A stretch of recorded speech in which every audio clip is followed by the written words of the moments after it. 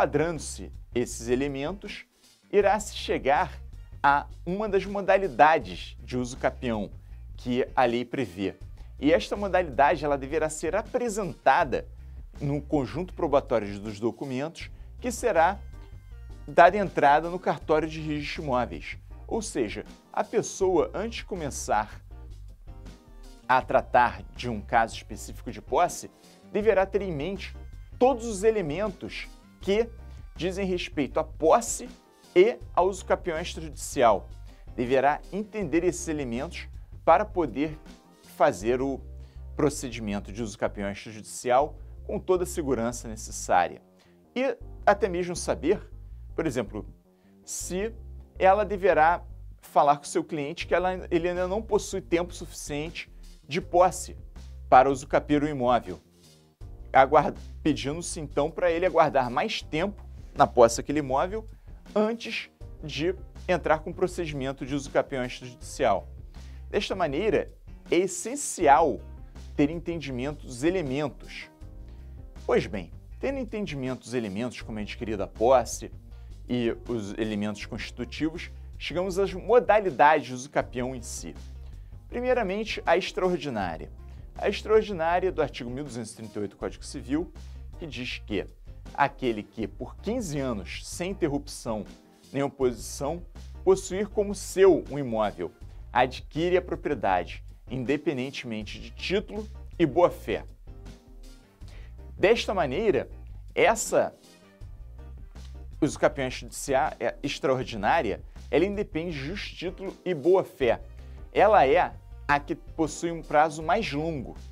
Quanto maior o prazo, menor o número de elementos exigidos para que haja usucapião. E de forma inversa, quanto menor o prazo, maior o número de elementos que deverão ser comprovados. O parágrafo único diz que o prazo estabelecido no artigo reduz-se a 10 anos se o possuidor houver estabelecido imóvel sua moradia habitual ou nele realize obras ou serviços de caráter produtivo.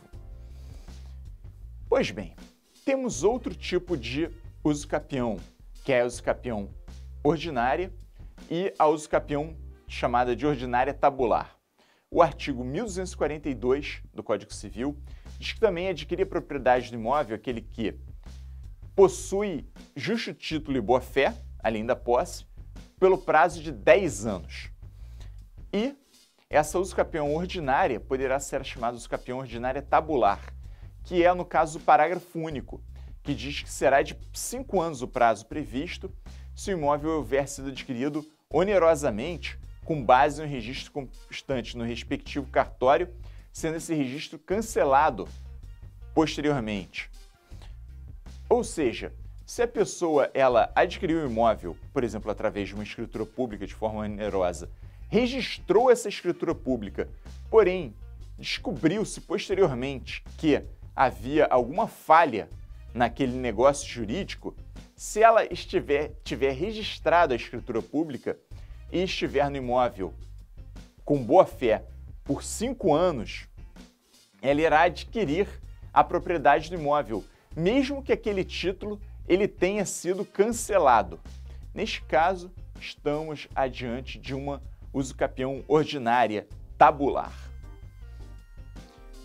A Constituição Federal, além do Código Civil, ela também diz alguns casos de usucapião. Temos o caso da usucapião urbana, no artigo 183 da Constituição Federal, e reproduzido também no artigo 1240 do Código Civil, que diz que aquele que possuir como sua área urbana de até 250 metros quadrados, por 5 anos ininterruptamente, irá adquirir o domínio, desde que não seja proprietário de outro imóvel urbano ou rural. E a usucapião rural, do artigo 191 da Constituição Federal, que é aquele que, não sendo proprietário de imóvel urbano ou rural, possua como seu por 5 anos área de terra em zona rural não superior a 250 hectares, tornando-a produtiva. Desta maneira, percebemos o seguinte, que na usucapião constitucional existe o elemento do tamanho, da dimensão da propriedade, até 250 metros quadrados se urbano e até 50 hectares se rural. Ou seja, conjugado à posse, deverá ser analisado se o tamanho da propriedade rural se enquadra nestes casos, ou o tamanho da propriedade urbana. Então, supondo-se um imóvel que possua 300 metros quadrados em área urbana, ele não poderá ser enquadrado na usucapião especial constitucional. Porém, o operador do direito poderá enquadrar ele em outro caso de usucapião. Portanto, deverá ser visto o contexto probatório, caso a caso, para saber exatamente a documentação que deverá ser apresentada. Outra modalidade de usucapião é a chamada coletiva ou especial urbana, tratada pelo artigo 10 do Estatuto da Cidade, que diz que os núcleos informais existentes sem oposição há mais de 5 anos, cuja área total dividida pelo número de possuidores seja inferior a 250 metros quadrados por possuidor, são suscetíveis de serem usucapidos coletivamente, desde que os possuidores não sejam proprietários de outro imóvel urbano ou rural. Essa modalidade de usucapião não é tratada nem pelo Código Civil, nem pela Constituição Federal, mas sim por uma legislação esparsa, de maneira que devemos, ao pesquisar a modalidade de usucapião em que se enquadra o caso específico, também pesquisar a legislação esparsa, como nesse caso o Estatuto da Cidade. Porém, esse tipo de usucapião tem uma dificuldade a mais para que seja enquadrado no RGI competente, uma vez que, por exemplo, aqui no estado do Rio de Janeiro, não é permitido pelo provimento estadual o reconhecimento de usucapião judicial quando existe a necessidade de intervenção do Ministério Público. No caso, a usucapião coletiva urbana, devemos perceber que o artigo 12, parágrafo 1º desta lei, do Estatuto da Cidade, diz que na ação de usucapião especial urbana é obrigatória a intervenção do Ministério Público. E o provimento 23 de 2016 do Rio de Janeiro diz que não é possível o reconhecimento de usucapião administrativa, também chamada de usucapião extrajudicial, no caso das usucapiões que exista a necessidade de intervenção do Ministério Público, como neste caso. Então, por exemplo, no Rio de Janeiro, não seria possível este tipo de reconhecimento de usucapião pela via extrajudicial.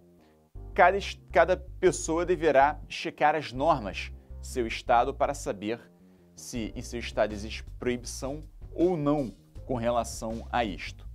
Essa proibição no Rio de Janeiro está no artigo 17 do provimento 23 de 2016, que diz que não é cabível o usucapião extrajudicial quando a lei exigir manifestação do Ministério Público.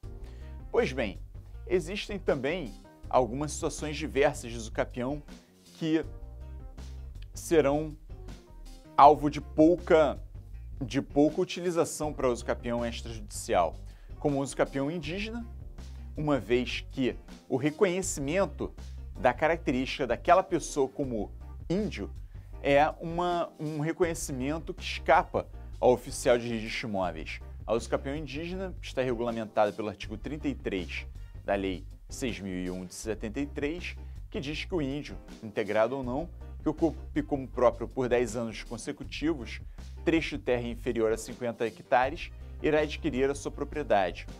Ou seja, este caso é um caso de difícil reconhecimento pelo oficial de registro de imóveis, uma vez que depende de prova que se aquela pessoa se enquadra como indígena ou não. Além disso, existe um outro tipo de usucapião que é também de difícil reconhecimento pelo oficial de registro de imóveis, que é a usucapião por abandono de lar. O artigo 1240-A do Código Civil diz que aquele que exercer por 2 anos ininterruptamente sem oposição, posse direta com exclusividade de imóvel urbano, cuja propriedade era dividida com ex-cônjuge ou ex-companheiro, adquire a sua propriedade, quando, obviamente, esse ex-cônjuge ou companheiro, ele tenha abandonado o lar. Da mesma forma, é muito difícil, vislumbro de muito pouca utilização prática dentro do âmbito da usucapião judicial esta modalidade usucapião, uma vez que o reconhecimento desta usucapião ela é de muito difícil prova no âmbito extrajudicial. Porém, de qualquer forma, não há nenhum impedimento expresso para que se reconheça de forma extrajudicial tanto a usucapião indígena quanto a chamada usucapião por abandono de lar. Perceba-se só apenas a dificuldade de prova, diferente do que ocorre, por exemplo, no âmbito, mais uma vez, do Estado do Rio de Janeiro, da usucapião coletiva do Estatuto da Cidade, onde no Estado do Rio de Janeiro existe uma proibição expressa do provimento 23/2016.